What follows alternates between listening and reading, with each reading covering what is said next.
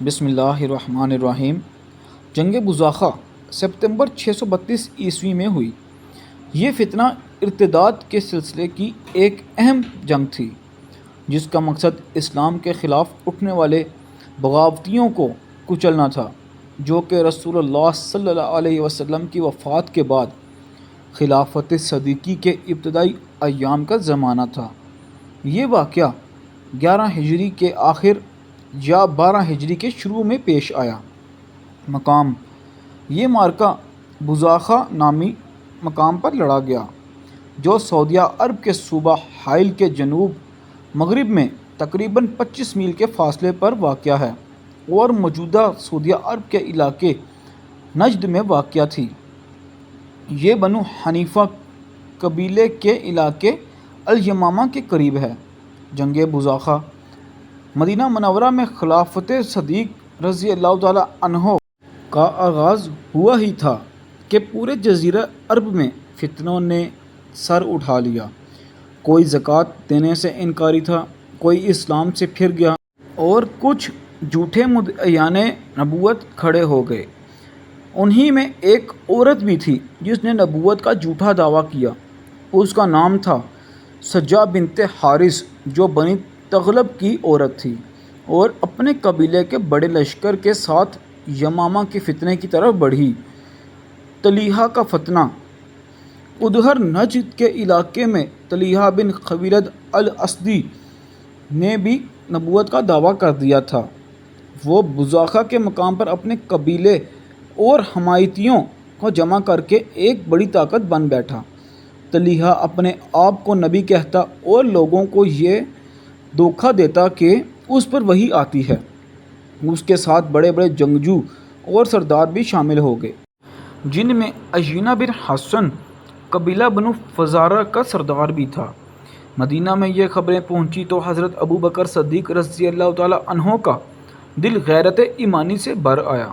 آپ نے حضرت خالد بن ولید رضی اللہ تعالیٰ عنہ کو حکم دیا کہ وہ بزاخہ کی طرف لشکر لے کر بڑھیں اور اس فتنے کو ختم کریں۔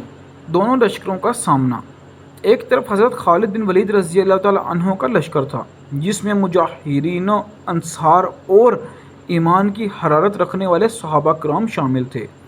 دوسری طرف طلیحہ کا لشکر تھا، جو تعداد میں زیادہ اور سامان میں بھاری تھا۔ میدان بزاخہ میں دونوں فوجیں آمنے سامنے صف بستہ کھڑی تھیں۔ مسلمانوں کی صفوں میں سکون اور یقین تھا، جبکہ طلیحہ کے لشکر میں غرور اور دھوکہ۔ طلیحہ کا وحی کا دعویٰ: جنگ سے پہلے طلیحہ اپنے لوگوں سے کہتا، پریشان نہ ہو، ابھی میرے پاس وحی آئے گی، اللہ مجھے حکم دے گا کہ کیا کرنا ہے۔ اس کے ساتھی اس پر اعتبار کرتے اور کہتے، ہمیں بتاؤ کیا پیغام آیا۔ طلیحہ کبھی کہتا، اللہ نے مجھے کہا ہے کہ تمہارا دشمن مارا جائے گا۔ کبھی کہتا، ہمت رکھو، فرشتے تمہارے ساتھ ہیں۔ لیکن حقیقت یہ تھی کہ اس کے پاس کچھ نہیں تھا، صرف دھوکہ اور جھوٹ۔ معرکہ بزاخہ: حضرت خالد بن ولید رضی اللہ تعالیٰ عنہ نے اللہ کا نام لے کر جنگ کا آغاز کیا۔ تلواریں بجنے لگیں، نیزے ٹوٹنے لگے اور میدان میں خون کی ندیاں بہنے لگیں۔ مسلمانوں نے بھرپور حملہ کیا اور قدم جمائے رکھے۔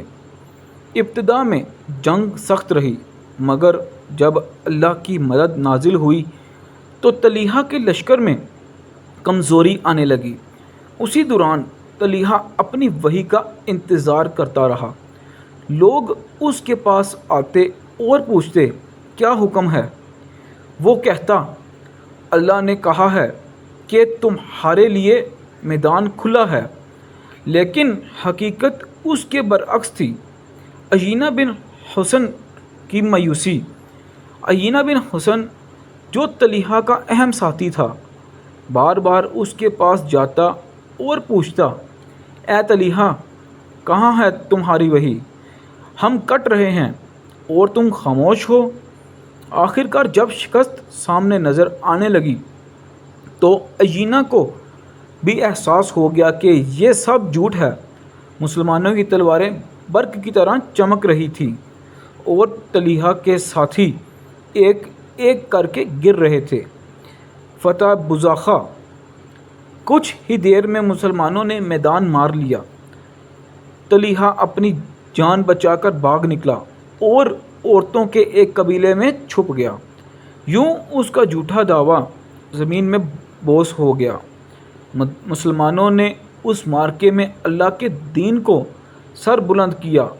یہ جنگ اسلام کے ابتدائی فتنوں میں سے ایک بڑے فتنے کا خاتمہ تھی۔ نتیجہ: جنگ بزاخہ نے یہ واضح کر دیا کہ ایمان اور سچائی کے مقابلے میں جھوٹ اور فریب کی کوئی حیثیت نہیں۔ حضرت خالد بن ولید رضی اللہ تعالیٰ عنہ اور مجاہدین اسلام نے اپنے خون سے یہ پیغام لکھ دیا کہ اسلام کی حفاظت کے لیے وہ ہر قربانی دینے کو تیار ہیں۔